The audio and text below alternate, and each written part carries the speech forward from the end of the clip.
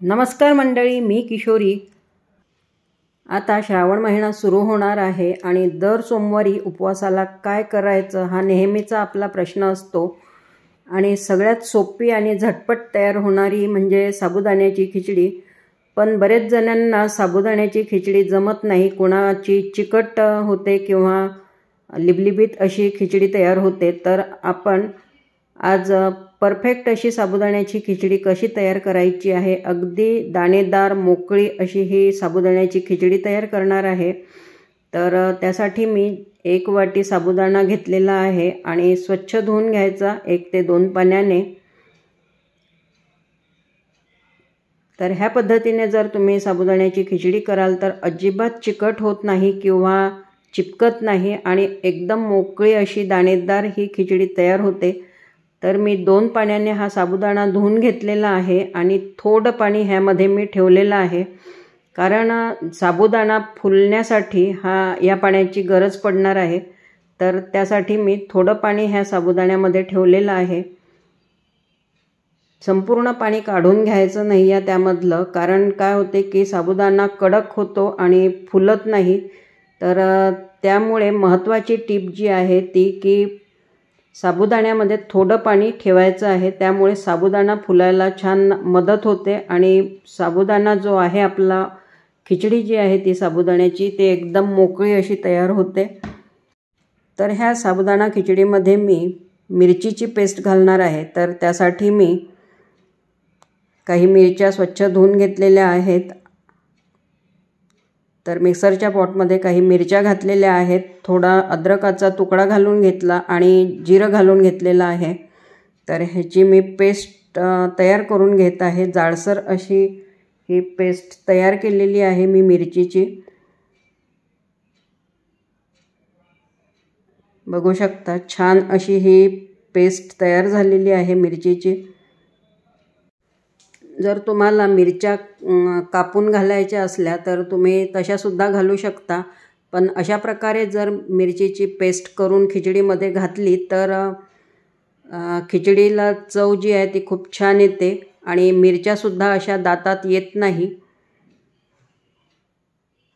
जर लहान मुलांना वगैरे खिचडी द्यायची असली तर मिरच्या ते खात नाही। आणि तर आजची ही साबुदाणा खिचडी आहे ती मायक्रोवेव्हमध्ये मी तयार करणार आहे। तर एका काचेच्या बाउलमध्ये मी तूप घातलेलं आहे, 2 चमचे तूप घातलेलं आहे। त्यामध्ये मी आता चवीनुसार ही मिरचीची जी पेस्ट तयार केलेली आहे ती घालून घेतली। छानपैकी मिक्स करून घ्यायचं आहे। त्यानंतर मी आता हा साबुदाणा जो भिजवून घेतलेला आहे, बघू शकता मस्त असा फुललेला आहे हा साबुदाणा। 2 तासामध्ये हा साबुदाणा जो आहे तो खूप छान प्रकारे भिजला जातो। तर बाउलमध्ये मी साबुदाणा घातला, त्यामध्ये आता मी उकडलेला बटाटा कुस्करून घालत आहे। त्यानंतर दाण्याचं कूट घालायचं आहे आपल्या आवडीनुसार आणि चवीनुसार मीठ घालून घ्यायचं आहे।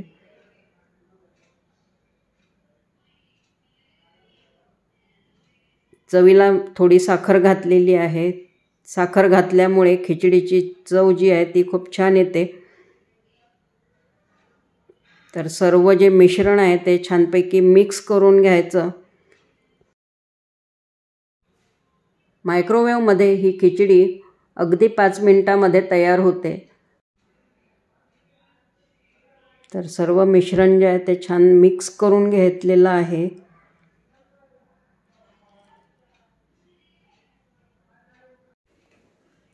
आता हा बाउल मी मायक्रोवेव्हमध्ये 5 मिनिटांसाठी सेट करून ठेवत आहे।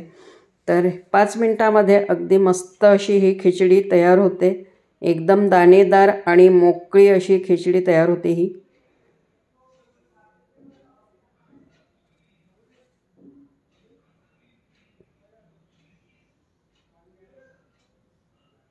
पाच मिनिटानंतर मी काढून घेतली खिचडी आणि छान मिक्स करून घ्यायचं।